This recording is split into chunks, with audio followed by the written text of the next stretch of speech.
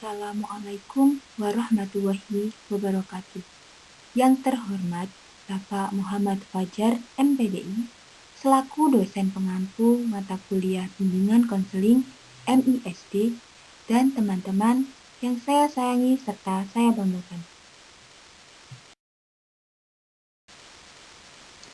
Perkenalkan, kami dari kelompok 12 yang terdiri dari Jihan Farihah dengan NIM 2319062, Afrida Handayani dengan NIM 2319070, dan Fauziah Artiningsih dengan NIM 2319156. Di sini kami akan menyampaikan materi pelaksanaan program bimbingan dan konseling di MISD. Untuk mempersingkat waktu, langsung saja kita ke materi. Materi yang pertama yaitu mengenai pengertian program bimbingan dan konseling. Program bimbingan konseling adalah bagian yang terpadu dari pendidikan di sekolah yang digunakan untuk mencapai tujuan pendidikan di sekolah atau lembaga yang bersangkutan dan juga digunakan untuk memfasilitasi peserta didik agar peserta didik mampu mengenal dan menerima dirinya secara positif dan dinamis.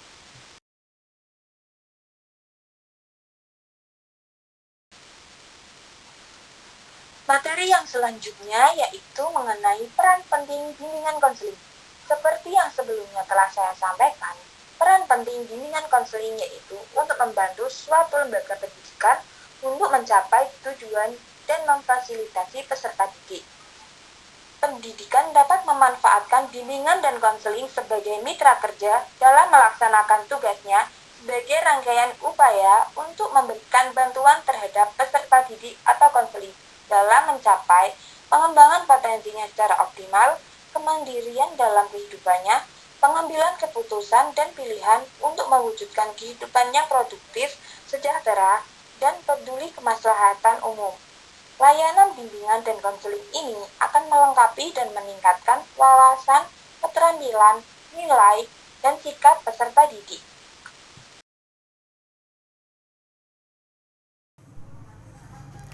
Materi yang ketiga ada landasan bimbingan konseling.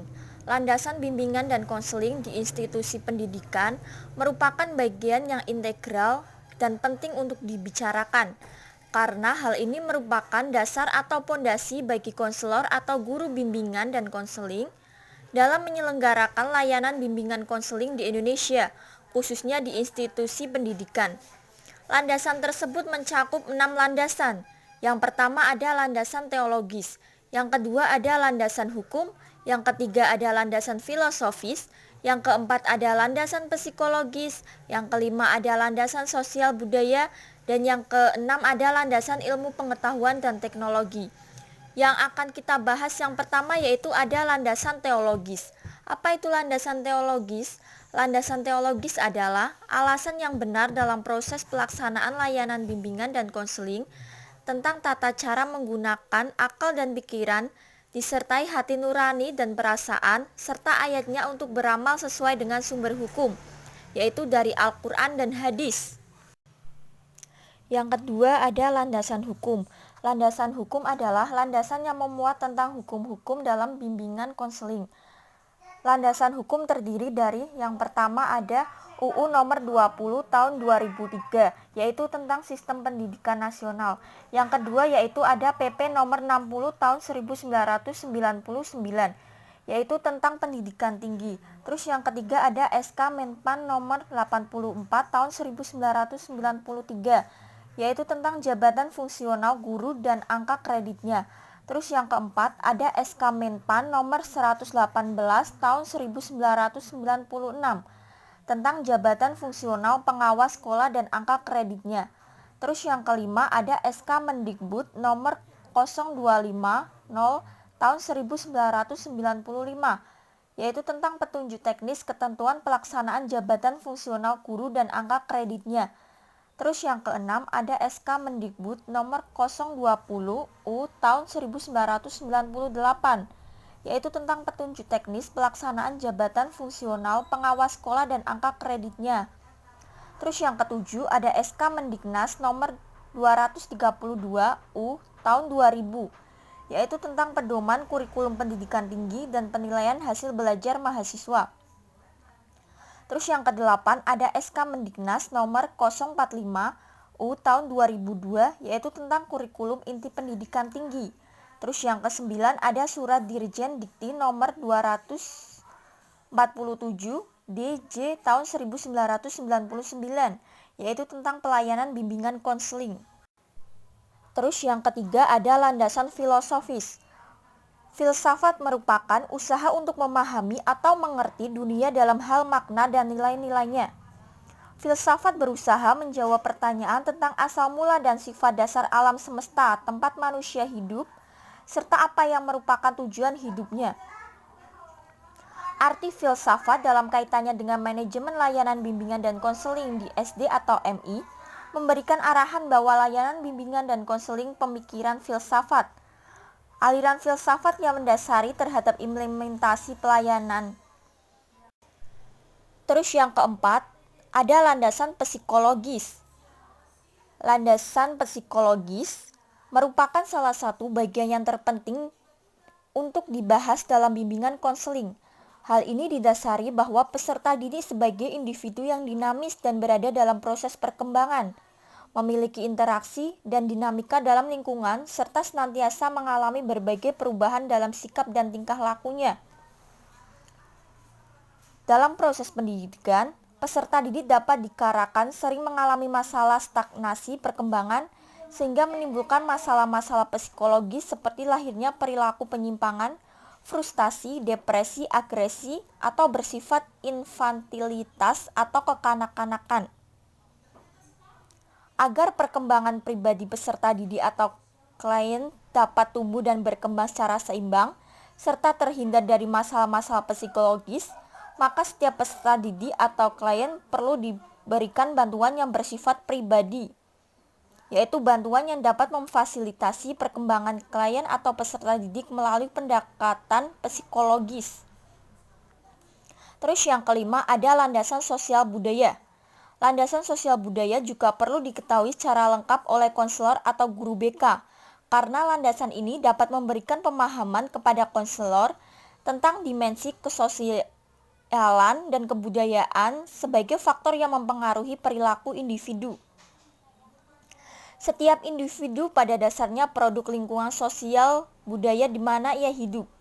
Sejak lahirnya ia sudah terdidik dan diajarkan untuk mengembangkan pola perilaku sejalan dengan tuntutan sosial budaya yang ada di sekitarnya. Terus yang keenam ada landasan ilmu pengetahuan dan teknologi. Ilmu pengetahuan memiliki multifungsi atau bersifat multireferensial terhadap berbagai aspek dalam kehidupan manusia. Artinya berbagai disiplin ilmu seperti psikologi, ilmu pendidikan, filsafat, antropologi, sosiologi, komunikasi, ekonomi, dan agama sangat berfungsi dalam bimbingan konseling. Sumbangan berbagai disiplin ilmu lain kepada bimbingan dan konseling tidak hanya terbatas pada pembentukan dan perkembangan teori-teori bimbingan konseling, melainkan juga kepada praktek dan pelayanannya. Dengan adanya landasan ilmiah dan teknologi ini, maka peran konselor di dalamnya mencakup pula sebagai ilmuwan.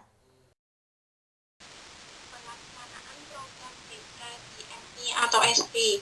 Pelaksanaan bimbingan dan konseling di Madrasah Ibtidaiyah merupakan kegiatan yang terpadu dengan pelaksanaan kegiatan pembelajaran, melibatkan kerjasama dengan berbagai pihak, terutama orang tua, peserta didik, dan lingkungan sekitar sekolah. Selain itu, tugas guru kelas di MI atau SD selain mengajar adalah menyelenggarakan pelayanan bimbingan dan konseling terhadap seluruh siswa di kelas yang menjadi tanggung jawabnya. Hal itu karena guru kelaslah yang merupakan pembimbing dan pengasuh utama yang setiap hari berada dalam proses pendidikan dasar yang amat vital dalam keseluruhan perkembangan siswa. Guru kelas diwajibkan menyelenggarakan kegiatan bimbingan dan konseling kepada siswa-siswa yang menjadi tanggung jawabnya, atau kelas atau siswa asuhnya. Lanjutan, 4 pola penyelenggaraan kegiatan bimbingan dan konseling oleh guru kelas. 1. Pola infusi. Pola infusi ke dalam mata pelajaran yaitu memasukkan materi bimbingan dan konseling ke dalam mata pelajaran. 2. Pola layanan khusus. Pola layanan khusus yakni menyelenggarakan kegiatan bimbingan dan konseling melalui jenis-jenis layanan tertentu. Penyelenggaraan kegiatan pendukung bimbingan dan konseling. 3. Pola alih tangan kasus. Pola alih tangan kasus yaitu mengalih tangankan penanganan kasus kepada pihak lain yang lebih ahli atau kegiatan pendukung bimbingan dan konseling. 4. Pola ekstrakurikuler. Pola ekstrakurikuler ialah menyelenggarakan kegiatan bimbingan dan konseling di luar pengajaran dan tanpa melalui pelayanan atau kegiatan pendukung tertentu, melainkan melalui kegiatan lain seperti upacara bendera, kegiatan menjelang masuk dan keluar kelas, sewaktu istirahat, dan lain-lain. Mungkin itu saja materi yang dapat kami sampaikan. Untuk sesi selanjutnya adalah sesi tanya jawab. Bagi teman-teman yang ingin bertanya dapat mengirimkan pertanyaannya ke grup WhatsApp kelas. Apabila terdapat kekurangan ataupun kesalahan dalam penyampaian materi, kami dari kelompok 12 memohon maaf yang sebesar-besarnya. Sekian, terima kasih. Wassalamualaikum warahmatullahi wabarakatuh.